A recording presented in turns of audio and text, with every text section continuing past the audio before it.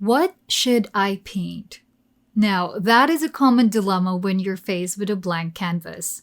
Yet for our guest artist Andreea Nae, exploring mediums, techniques, and subjects compelled her to pursue two things that gave her the purest joy: painting and teaching.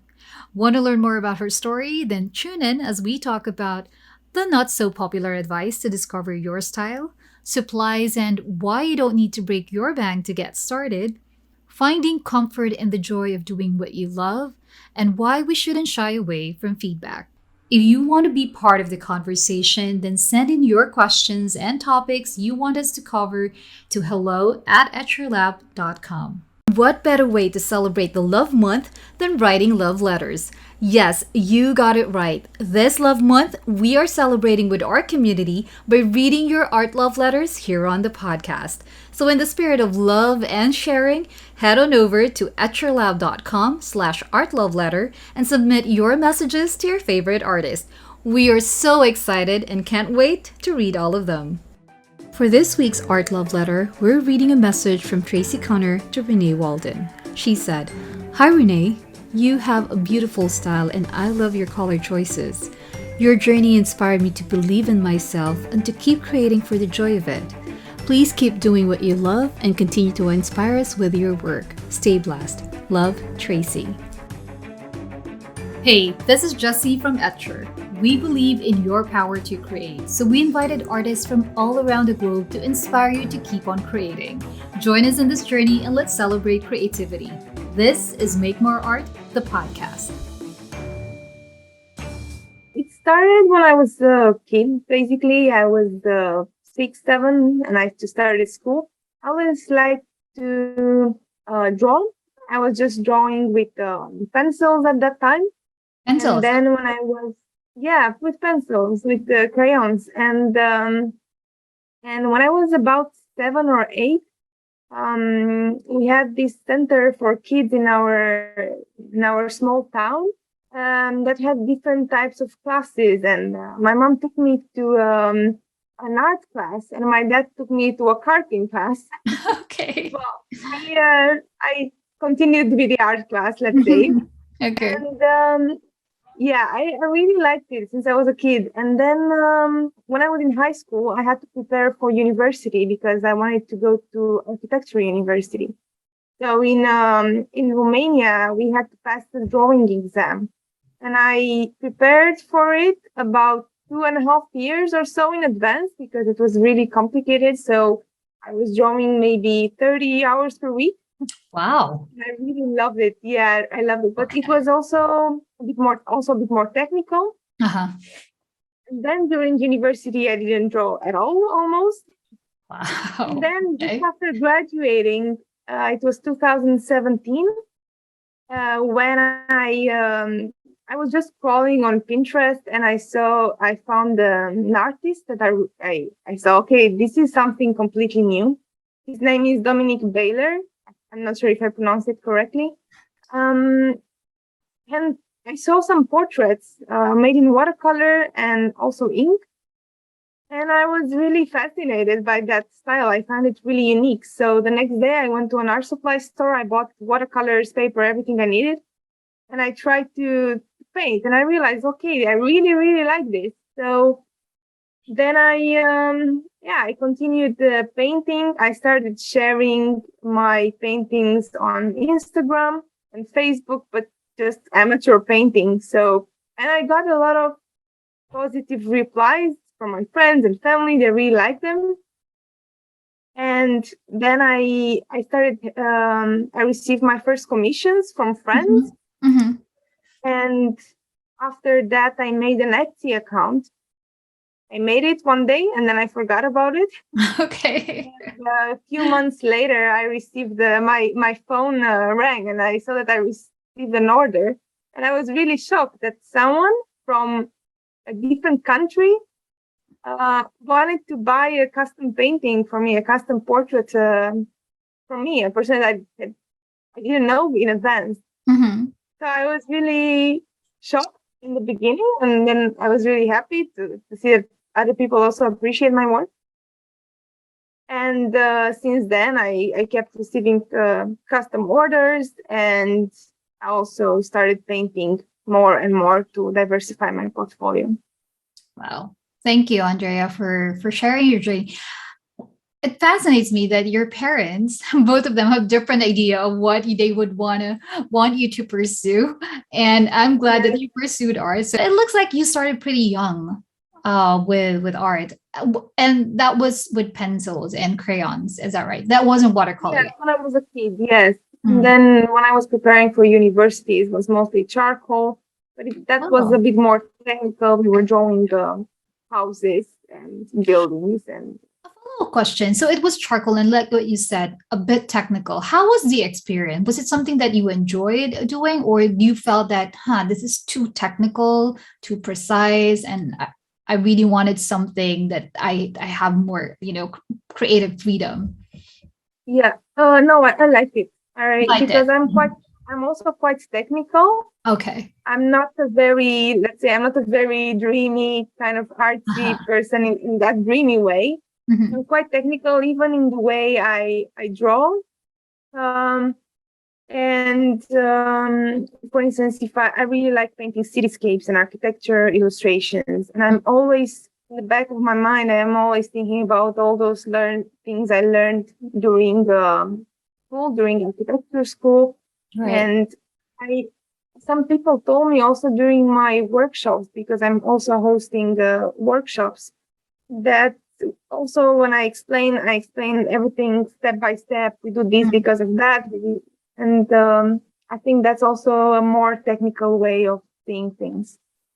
That's good, and I'm glad that you receive that positive feedback about the way that you teach.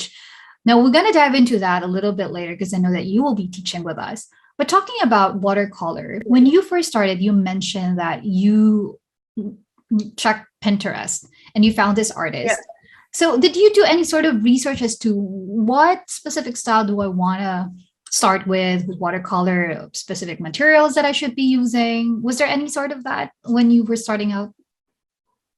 Not really. I was just checking Pinterest, looking for other artists, other styles of painting. So um, actually, the way I paint now, it's also in a way it has the same basic as my paintings in 2017 when I started. Mhm. These kind of loose techniques, loose watercolor techniques, a lot of colors, and this is something I still do. Mhm. And of course, there are different artists that influenced um, my style, but I was not looking for something specific in the beginning. I was just trying different things, Mhm. experimenting. So yeah. Thanks, Andreas. During that time that you were experimenting, and now that your style, it's very distinct. Like I've read in your bio that it's a reflection of who you are as a bubbly person, that you use like vibrant colors, and I love that because it's really Yes. reflected in your works. But you also mentioned that they are very loose. Was it the style that this is something that I really love to do? And it will apply on either cityscapes, portraits, or animals, or botanicals. Was that the specific style that you decided to pursue? Yes. Yes. Exactly. Yes. Because I think when you create something, I'm talking about watercolors because this is what I do, but I think it applies to any sort of art. It's very important to enjoy the process and to feel comfortable while you're painting. And I'm very comfortable when I paint in this very loose style. I'm always careful to have a correct drawing or a correct starting point. For instance, if I paint a building or a cityscape, I want it to be correct from a perspective view. But then what comes on top with watercolors, I want to be as loose as possible and to enjoy this process of just applying color, applying water, and see what happens. Because in the end, the result is always different than what you have in mind. That's And true. I That like is this. true. Yeah. I also like when you do your reels and you share your process. It's so relaxing to watch how you paint, and I'm sure that's also very informative to the people who follow you on Instagram. Now, talking about subjects, so when you started, was it portraits that you started with watercolor, or was it cityscape? And then the ink was ink already a part of it? Yes, indeed, I started with portraits Mm-hmm. because those were my first references, and as I said, I really liked that the artist that I was mentioning before, and then, but I didn't know how to draw people, so I was just trying to. I saw something I liked, the style.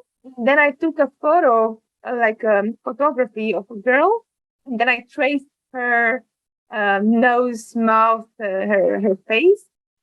Then I started applying color on top, but without having notions about anatomy, how to actually draw a person. And and after that, I started with other subjects. I started with cityscapes and animals in the same time. Mm-hmm. Um, in a way, I found it more easy to paint architecture or um, cityscapes because it's something I was used to.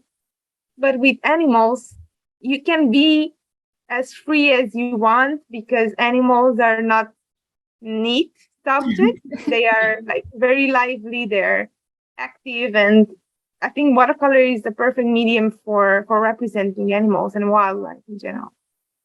Good. Yeah. And I struggle with portraits, like painting human faces as well. But I've seen your portraits and they're quite good. I mean, it has definitely a different style to it. But it also amazes me that you have a myriad of subjects that you do. And what are your thoughts about for someone who's starting out? They would say, or people would you would hear people recommending that you should focus on one subject to start with, and then practice and be really good at it before you move to a different subject. What are your thoughts on that, Andrea? Uh, I think it depends what you are looking for. I actually went to a workshop from one of my favorite artists. They came to the Netherlands where I live. Um, his name is Eudes Correa. Um, and I asked him, "Can you take a look over my Instagram, over my work to see? Because you are, for me, he's the best, one of the best painters, portrait painters." Mm-hmm. He looked over my Instagram and he indeed told me, "Yeah, these are very good, but you should really focus on one." Um, and I was thinking about it, and in a way, I think he's right. But I think this comes after you try different things Mm. and then you pick one. So I think in the beginning, it's very important to try different subjects, different techniques, and then if you feel more comfortable to choose one. I'm still not there yet, and I like doing more things. So maybe I won't be the best in portraits or the best in wildlife, Yeah. but in a way, if this is what I feel like painting and this is what gives me pleasure, then Yeah. I will keep, painting different subjects.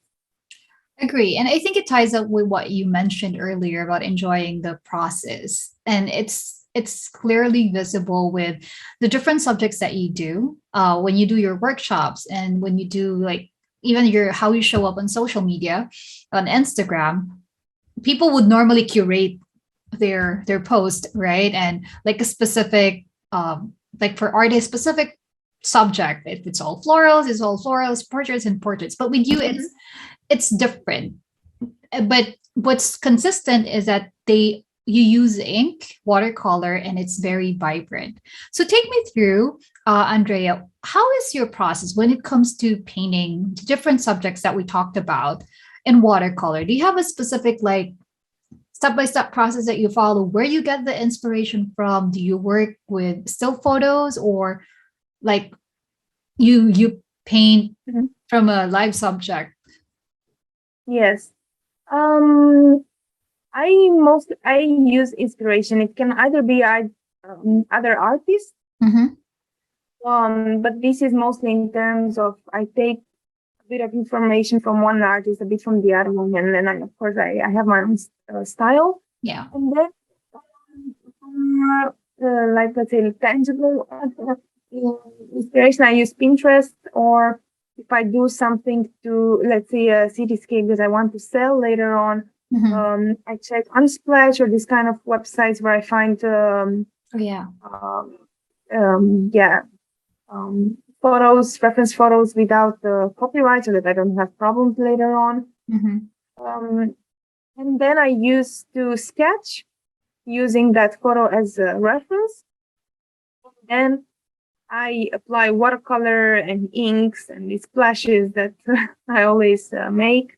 Yeah, the splashes. But Yeah. yes, I always use a reference, and I mostly paint in my studio.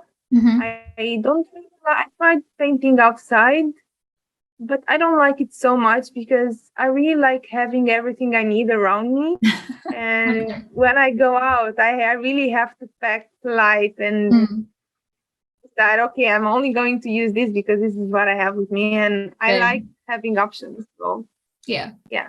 Your process. I think it's also interesting because not a lot of artists do like watercolor and ink. It's either you're an urban sketcher and you have like what like paper and ink, or you do just watercolor without ink. But you manage to mix those two together, and you use the splasher technique, which is very visible. And I think that's definitely your style that makes it distinct. Now let's talk about, do you have any specific supplies that you really use? Because it's a common, like when you're starting out with watercolor, right? For someone who's a beginner, would you probably you had some sort of background because you studied architecture. I'm not sure if that's something that was discussed as part of the curriculum, but for someone who's starting out with watercolor, it can be very daunting for some as to, like when I was starting out, I would feel lost in an art supply shop because I don't know what to get. So, do you have any like go to or any sort of recommendation, not really brands, but any sort of like things that you can, tips and tricks that you can share with our listeners and our audience when it comes to starting out with watercolor? Yes. So in my case, I was a bit familiar with the art supplies, not for watercolor though, because I Mm-hmm. didn't really paint with watercolor before. Yeah. But I knew a bit about the brands, what's better, what's worse, Okay. and the price ranges, let's say. Right. When I started out, I started with student grade watercolors. Mm-hmm. I used those for maybe 2 years or so Oh until wow. I started buying like professional watercolors. Uh-huh. Um, That's I cool. started I was buying mid-range paper, and then when I started having commissions and I started taking it more seriously, Mm-hmm. um, then I switched to cotton paper. So I upgraded step by step. Okay. Now I'm just using professional Professional. supplies, Yeah, yes, that's for good. everything I do. Mm-hmm. Um, but yeah, yeah, I cannot say that I use something specific Mm. because I'm still if I go to an art supply store, I have to spend money. I always feel like Yeah. I want to try new supplies. I want to try new colors. Most of the time, I end up not using them. Um, but yeah, I have to do it. I think that's very typical for any creatives. Like we hoard things. We are in the art supply Yes, shop. That's our happy place, and then we start buying all of these things. Me, I love buying pens and papers and whatnot, and then exactly. it's all there, probably in my drawers, and I don't get around and using them. Yes, But yeah. it's really good when you shared about starting out with student grade for 2 years. Sometimes there are some artists who would recommend that please do right there and then use like 300 GSM paper, use this kind of watercolor. But for you, Yes. you started out with student grade, and that that really that worked for you for 2 years up until you started getting commission works. Yes, I think in terms of watercolors of the paints, Hmm. I of course it's important to have professional paints, Yeah. but if you're not planning to like do very fancy things or just paint to to enjoy the process, to relax, or to Mhm. even if you're not planning to sell the originals. In because very often I just scan my paintings and then I sell prints. And Yeah. then to be fair, the pigments are not so important because you edit it anyways digitally. So yeah, I don't think not having the best materials should stop anyone. Um, my first bigger investment was indeed in paper, Hmm. and I think since I upgraded to cotton paper, I it's like I discovered a new word. Yes. It really helped me. It really helped me a lot. Agree. I agree absolutely 100% with paper. It makes a huge difference with the outcome, the way the water, I mean, the color bleeds when it mixes with water. It's amazing, hands down to cotton paper. Yeah. But yeah, it can be a little bit expensive, I have to say. Yes. Um, okay, now I want to ask because I've read in your bio that you do full time now. That art painting is your Yes. full time job now, but you were part of an architecture firm before. Yes. Take me through that decision process, Andrea, because it's all I'm always fascinated. I have friends as well who ventured into full time and creative entrepreneurship, and for them it wasn't the easiest decision. So I'd like to hear it from you. When did you decide to do full time entrepreneurship? Almost 2 years ago. So I was born in Bucharest, in Romania, and I lived there until I finished university. And then I moved to the Netherlands, where I live now. And I moved to the Netherlands to work in an architecture office, which at that point to me it was really fancy because it was one Yeah. of the best architecture companies in the Netherlands, and I was really proud that I had a chance to work there. But after 1.5 years or so of working there, I realized it is not as cool as I thought it would be. And Okay. I started thinking about my life in 20 years being an architect, in a foreign architect in the Netherlands, and it didn't. The future didn't look so bright. Um, and then I was living in Rotterdam, and um, my boyfriend he worked in another city about 1 hour away from Rotterdam. So we had to move to that city because he was commuting every day and it didn't work out. And then I was had to take a decision to either look for another job in this city, Mhm. um, or to just quit my job and start taking this painting business to a next level. Until then, I was painting and I was having some commissions, but it was just like a side side job. Yes, I hustle. Yeah. Mhm. Yes, exactly. And I was not really making a lot of money with it, but it was growing. So I thought, okay, let's see how it works. So in the summer of 2020, I quit my job, and that was also the moment I started teaching. In the beginning, I did it in Eindhoven, in the city where I live in. So it Mhm. was live workshops, Wow. and I realized that I liked it. But then with coronavirus and all these restrictions, I couldn't do it anymore. And then I switched to online workshops.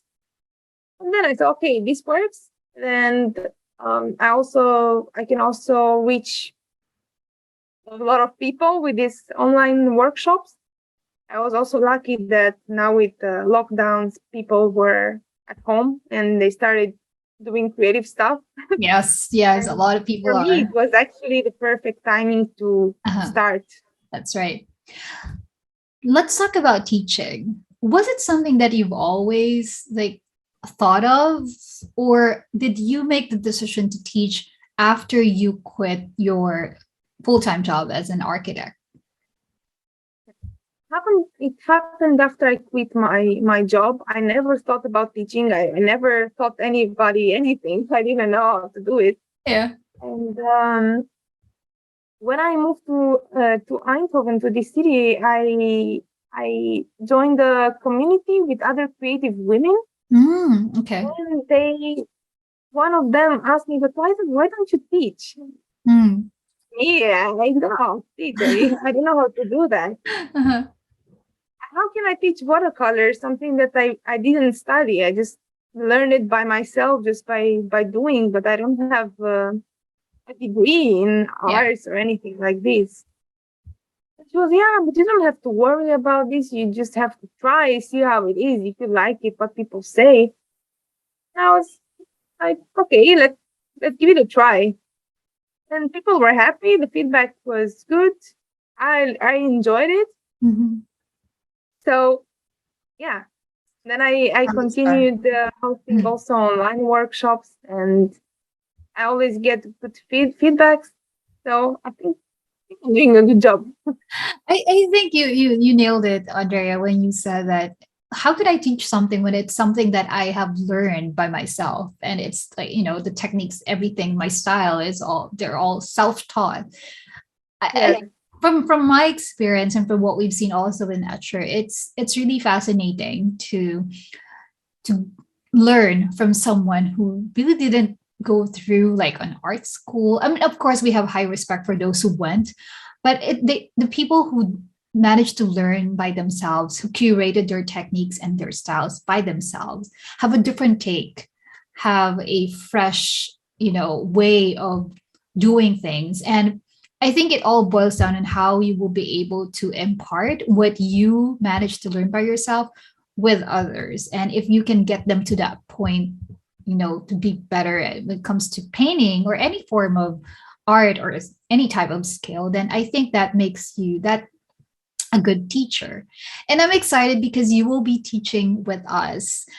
And I'd like to ask you to give us a little bit like preview of what it is that you will be doing for your live demo as well as your mini workshops. And this is happening sometime in March and April.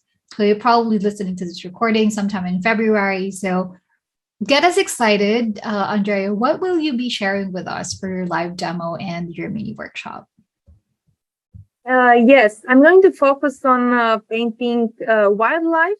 Oh, The subject cool. is still to be discussed, yes, but it will be animals, probably birds or sea life, because I really want to show how I paint in a very very loose style, loose technique, and I think, as I said, animals are a very good subject for this. So just applying water colors and splashes and enjoy the process. I love the splash technique specifically. I have another friend who uses that as well. But of course, with your style and incorporating ink and water, will you also be using ink as well during your live Most and mini most workshop? likely. Okay. So it's gonna be interesting because I love the splash technique. And I think whether you're an adult or a kid, it's always, the feeling of like smashing and then seeing like the final result, it's just mind blowing for me. I think it's amazing. So we're pretty excited for your live demo and mini workshop. Andrea, I'm sure we'll be learning a lot from you and with your techniques and your specific and distinct style of painting watercolor with ink. Now, any other tips or probably, let's say, three golden nuggets that you would want to leave with our audience and our listeners who are starting out with any form of art, really, whether it's watercolor, gouache, or acrylic, or really any form of art. What would be those three golden nuggets that you would want to share with them? Well, I would say first of all, when you start, don't think too much about supplies or this kind of stuff, because for many people, like not having the right supplies can be, okay, I don't have this paper, I'm not gonna do it now. So really start with everything, anything you have around you. Don't think how much money you spend on it or this kind of stuff. Just start with what you have. Because if you do this and you know there is not a high risk, then you are also very loose. So you are not afraid. And this leads to the second aspect is don't be afraid. Just try new things, try different techniques. From my experience, I don't know how to paint, let's say, the proper way, the way the book says. But I just experiment and see what works best for me, and I look at the final result, and if I want to change some things, then I know what to change. Okay. But just don't be afraid. And I think the third aspect would be share your work.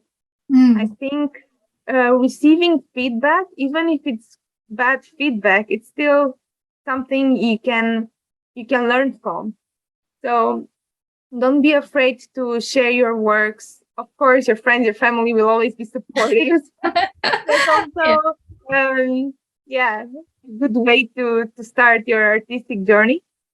And when you grow, you will probably receive also like negative feedback, but that's all right. It's part of the process. But I think sharing your work on social media or between friends, it's very important.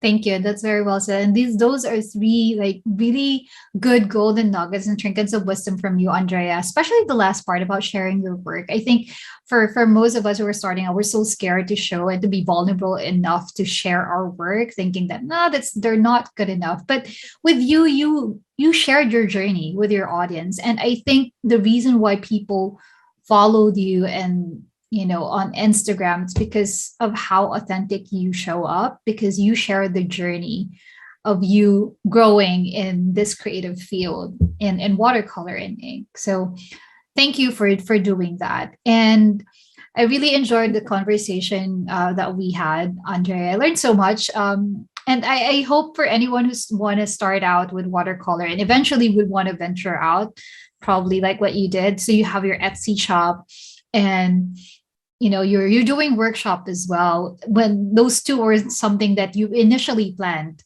right? So let this be Yeah. an inspiration for you. The journey of Andrea, I did pick up a lot, and something that I probably think about as well and doing. But we're so looking forward to your classes, your live demo and the mini workshop, and hopefully a master class with us with Etcher. And thank you again for agreeing to do this interview, Andrea, and for agreeing to be one of our teachers and artists. Yes. Thank you for inviting me.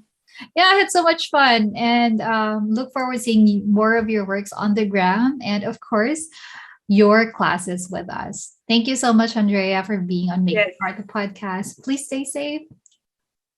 Thank you. Thank you. Bye. Bye bye. Andrea dropped in some major truth bombs in this episode. I personally tried to veer away from painting portraits and thought of sticking to the same subject over and over until I think I'm finally ready to let go of loose florals. I am not there yet. But what about you? Have you been painting similar subjects, or have you tried to paint something different? Do let us know and share with us your thoughts through the blog posts associated with this podcast at etrolab.com/Andrea. That is etrolab.com/ANDREEA. And spread some love this February by writing love notes to your favorite artist, and we'll read them off here on Make More Art. We would love to hear your thoughts, so please drop us a 5-star review on the Apple Podcast, or you can find us on YouTube at Etcher Studio. And hitting the subscribe button is greatly appreciated. Thank you so much for tuning in, and we'll catch you again next time. Until then, let's make more art.